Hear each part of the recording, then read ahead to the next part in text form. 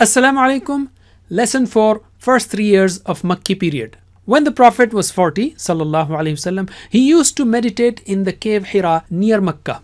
During one Ramadan, Jibreel alayhi salam came and recited the first 5 verses of Surah Al-Alaq. The Prophet returned home worried and Khadija radiallahu anha comforted him. Note, he did not know how to read or write, but who can be better than the one who is taught by Allah? The first revelation emphasized knowledge, so learn something daily. After some time, the Prophet was ordered to propagate Islam. Jibreel alayhi salam taught him how to perform ablution and prayer. So note, give importance to prayer.